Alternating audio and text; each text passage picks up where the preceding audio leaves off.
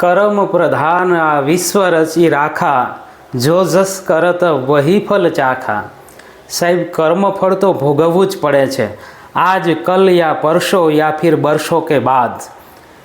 પહેલાં ગામડામાં કોઠીઓ રાખવામાં આવતી અને ઉપર એમાં કોઠીમાં બાજરો હોય ને હેઠે ઝાર ભરેલી હોય અને નીચેથી સાણું ખોલે એટલે ઝાર નીકળે। નાના છોકરા પૂછે કે આ ઝાર છે તો આપણે તો ઉપર બાજરો ભર્યો છે, તો એના મમ્મી જવાબ આપતા કે ઝાર ખૂટે ને પછી ઉપરથી બાજરો આવશે। એમ કર્મફળના આપણા થર લાગેલા છે। સારું કર્મ અત્યારે કરેલું હોય એનું સારું ફળ મળતું હોય તો પછી ખરાબ કર્મ કરીશું તો એના ફળ પણ ચાલુ થશે। એક ચોર સામાન્ય ઘરમાં ચોરી કરવા જાય છે અને મહામૂલી પરસેવો પાડીને મેળવેલી મૂડી એ ચોર રાત્રે સામાન્ય વ્યક્તિના હાથમાંથી ઉચકીને ભાગે છે। એ ભાગતા ભાગતા એના દરવાજા પાસે હાથ ઉપર દરવાજો ભટકાય છે અને પાકે છે। ચોર ઘરે જઈને દવાખાને જાય છે, પાટો બંધાવે છે। થોડા દી પછી અંગૂઠો પાકેલો હોય છે। ડૉક્ટર એને કહે છે કે અંગૂઠો કાપવો પડશે, નહીંતર પછી આખો હાથ સડી જશે। એને અંગૂઠો કપાવીને પાટો બાંધે છે। 10 દી પછી રૂજ આવે છે કે નહીં જોવા માટે ડૉક્ટર ખોલે છે।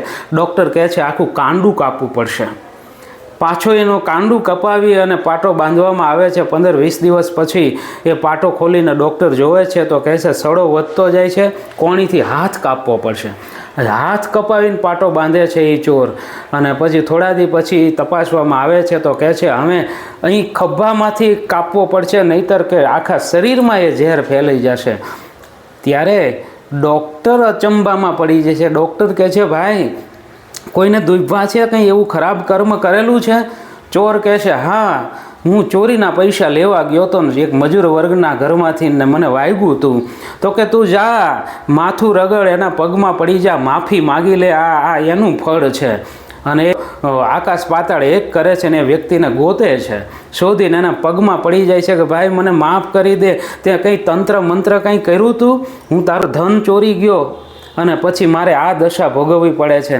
ત્યારે પહેલો કહે છે કે ના, મેં કંઈ કર્યું નથી, મેં તો બસ તું ચોર મારા ઘરમાંથી આ ચોરી અને ગયો ને પછી મેં ઉપર જોઈને એટલું કીધું હતું કે હે પરવરદિગાર, હે ભગવાન, હે ઈશ્વર, એણે એની તાકાત મને બતાવી છે ને તું તારી તાકાત બતાવજે। અને પછી ઓલા ચોરે માફી માગી લીધી। કહેવાનો તાત્પર્ય ગમે તે રીતે કર્મ તો આપણી પાસે વળીને પાછું આવે છે ને ભોગવવું પડે છે। અને કર્મ જેનું ખરાબ હોય ને એની પાસે તો ઈશ્વર પણ હોતા નથી।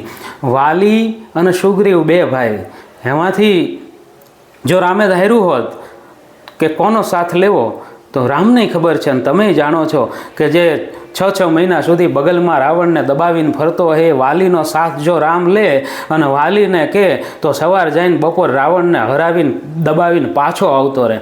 પણ રામે વાલીનો સાથ ન લીધો, કારણ કે એના સગા નાના ભાઈની પત્નીનું અપહરણ કરેલું છે, એનું કર્મ સારું નથી, અને એટલે રામે સુગ્રીવનો સાથ લીધો અને સુગ્રીવ સાથે મિત્રતા બાંધી।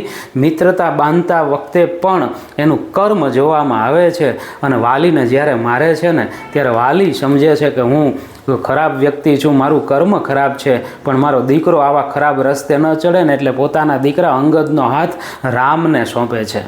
અમેરિકાની એક સત્ય ઘટના કે હેનરી નામનો એક યુવક, એની સગાઈ થયેલી છે, એની ભાવિ પત્નીને દગો દે છે અને એની પાસેનું ધન પણ લઈ લે છે।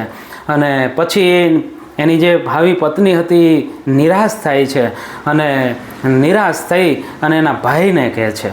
એનો ભાઈ બદલો લેવા માટે રિવોલ્વર લઈને હેનરીના ઘરે આવે છે અને હેનરી જ્યાં ઊભો હોય છે ત્યાં રિવોલ્વરમાંથી ધાડ ધાડ ભડાકો કરે છે, પણ એ બંદૂકની ગોળી હેનરીને સ્પર્શે એ પહેલાં હેનરી એ નમી જાય છે અને કાન પાસે સરકતી ગોળી જાય છે અને વૃક્ષમાં ખૂંચી જાય છે। હેનરી પડી જાય છે, ઘડીક બેભાન થઈ જાય છે। એના ભાઈને એવું થયું કે હેનરી મરી ગયો, એટલે એની જે ભાવિ પત્ની હતી એનો ભાઈ છે એ પોતે ગોળી ખાઈને આત્મહત્યા કરી લે છે। એ આત્મહત્યા કરે છે, ખબર પડે એટલે એની બેન પણ આત્મહત્યા કરી લે છે। બે આત્માઓ એના કર્મ સાથે જોડાણા છે, જેને દગો દીધો છે।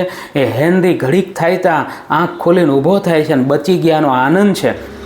હેનરી જીવે છે, એને ભવિષ્યમાં 20 વર્ષ પછી એને એક મકાન બનાવવાની ઈચ્છા થાય છે અને સારું એવું ત્યાં મકાન બનાવે છે.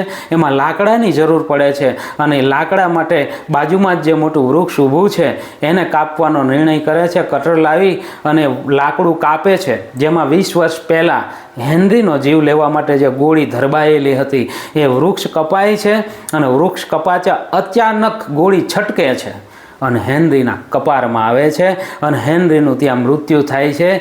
કર્મનો બદલો તો ભોગવવો જ પડે છે અને એ ચાહે કોઈ પણ હોય. અને સુનહુ ભરત ભાવી પ્રબલ બિલખી કહેવું મુનિનાથ, લાભ હાનિ જીવન મરણ જસ અબજસ બીધી હાથ. એ વિધાતાએ લખેલા કર્મો સૌને ભોગવવા પડે છે. સાહેબ, સારા કર્મનું સારું ફળ અને ખરાબ કર્મનું ખરાબ ફળ ભોગવ્ય જ છૂટકો છે. રાવણને એના કર્મનું ફળ ભગવાન રામે આપ્યું છે અને કંસને ખરાબ કર્મોનું ફળ એને એના ભાણેજને માર્યા છે, તો ભાણેજ કૃષ્ણએ જ એ મામાનો વધ કર્યો છે. કર્મફળ ભોગવ્ય જ છૂટકો છે. શબરીએ વર્ષો સુધી રાહ જોઈ અને ભક્તિ કરીને સંતોની સેવા કરી કે ભેગા કરીશ બોર તો કામ આવશે ને ક્યારેક મારી ઝૂંપડીએ રામ આવશે. સાહેબ, એનું કર્મફળ પાક્યું ને ત્યારે ભગવાન રામ ઉઘાડા પગે સામેથી શબરીની ઝૂંપડીએ આવીને બેઠા છે અને શબરીના હેઠા બોર ખાય છે. સાહેબ, કર્મનું ફળ ભોગવવું પડે છે. માટે આ જીવનમાં મન કર્મ વચનથી કોઈને ન દુભવીએ, કોઈને ન હેરાન કરીએ, ના કોઈનું લઈએ. બસ બની શકે તો સારા કર્મ કરીએ. અને એટલા માટે કવિ પિંગલ લખે કે કર નેકી કરશે ડર પર ધરશે પાપ નજર છે ધરપ્રીતિ. નેકી એટલે સારા કામ હાથથી, કર એટલે હાથ.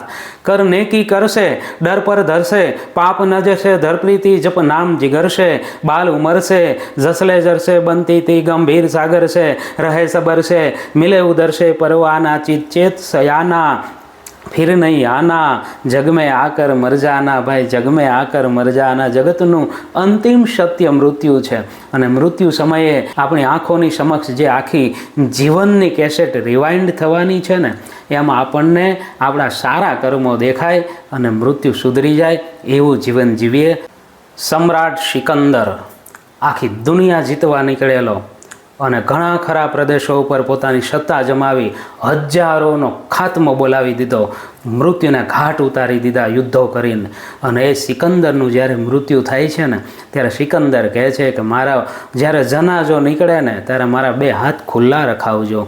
હું દુનિયાને કહેવા માગું છું કે આખી જિંદગી બધેથી લાવ કર્યું, ભેગું કર્યું, પણ અંતે હું ખાલી હાથે જઉં છું.